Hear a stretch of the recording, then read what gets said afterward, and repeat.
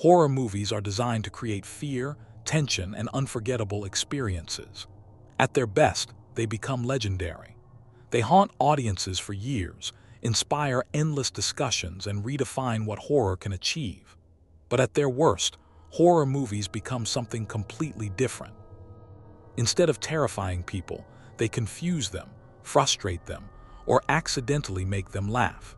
Some are so poorly made that they become famous for all the wrong reasons. Others are so boring that audiences forget them almost immediately. And a few become legendary disasters, films so unbelievably bad that people continue talking about them decades later. The question of what the worst horror movie ever made might sound simple at first, but it is surprisingly complicated. A horror movie can fail in many different ways. Some fail because the acting is terrible. Others collapse because the writing makes no sense. Some rely on cheap jump scares without any real atmosphere. Others try so hard to be disturbing that they become ridiculous instead. And sometimes a movie becomes infamous simply because it wastes an incredible idea with terrible execution. One of the most commonly mentioned titles in discussions about terrible horror movies is Birdemic, Shock and Terror. This movie became infamous almost immediately after release because nearly every part of it feels broken.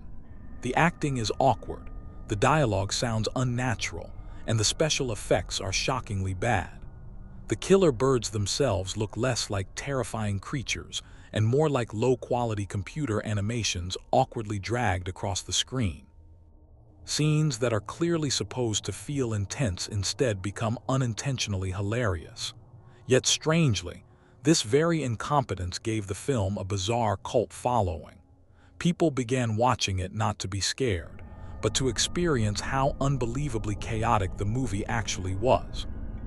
Another infamous contender is Troll 2, a film so legendary for its badness that many people consider it one of the greatest, so bad it's good, movies ever created. Ironically, the movie does not even contain trolls. Instead, the villains are goblins. The acting feels unnatural in nearly every scene, the story barely makes sense, and some dialogue became internet famous because of how strange it sounds. Yet despite all its flaws, the movie developed a passionate fan base because watching it feels surreal. It is almost impossible to believe the film exists exactly as it does. Then there are horror movies that fail not because they are funny, but because they are painfully dull. Horror depends heavily on packing and atmosphere. Even movies with small budgets can succeed if they create tension effectively. But when a horror movie becomes boring, the fear disappears completely. One film often criticized for this reason is The Open House. Many viewers felt the movie spent enormous amounts of time building mystery without delivering satisfying answers. Instead of suspense, audiences experienced frustration. The ending especially became controversial because it seemed to offer no meaningful payoff after all the tension the film attempted to create. Some horror movies fail because they misunderstand what audiences actually find frightening. This problem becomes especially noticeable in movies overloaded with cheap jump scares. A loud noise can startle viewers temporarily, but true horror requires atmosphere, emotional investment, and psychological tension. Movies that rely only on sudden sounds often feel empty once the initial shock disappears. Many poorly received modern horror films fall into this category, where every scene feels designed around making audiences jump instead of creating lasting fear. There are also movies so extreme that audiences reject them entirely. Horror sometimes pushes boundaries intentionally, exploring disturbing themes and graphic violence. But certain films cross a line where viewers no longer feel scared and instead feel uncomfortable or exhausted. One notorious example is Manos, The Hands of Fate, a movie frequently called one of the worst films ever made in any genre. The packing is painfully slow, scenes drag endlessly, and technical mistakes appear throughout the film. Watching it feels less like experiencing a horror movie and more like struggling through a bizarre fever dream. Its incompetence became so legendary that the film gained cult status decades later.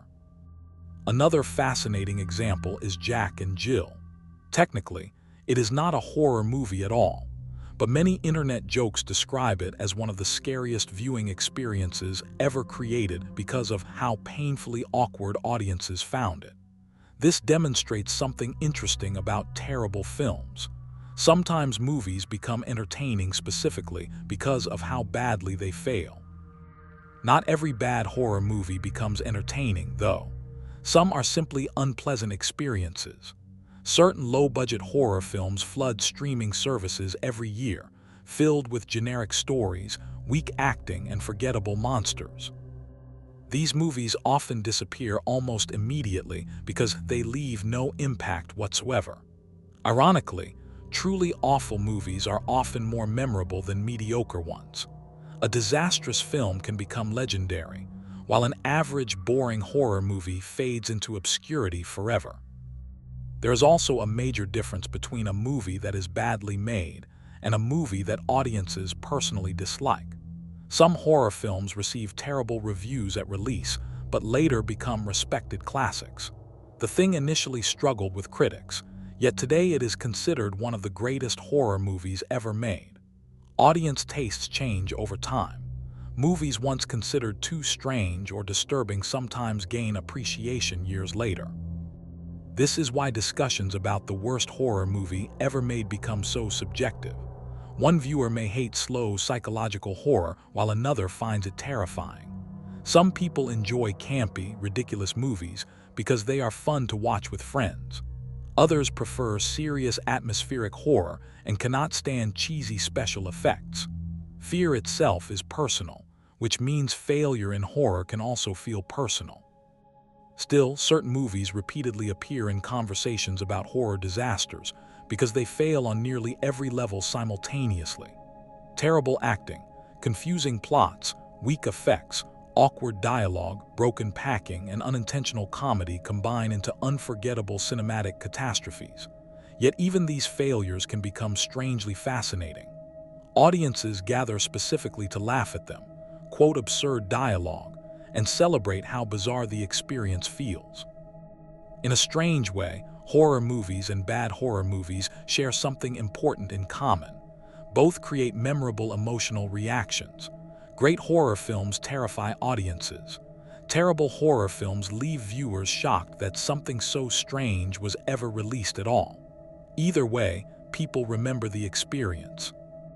Perhaps that is why some of the worst horror movies ever made never truly disappear. They become part of internet culture, late-night movie marathons, and endless discussions about cinematic disasters. People recommend them not because they are good, but because witnessing the chaos firsthand becomes its own kind of entertainment. So what is the worst horror movie ever made? There will probably never be one final answer.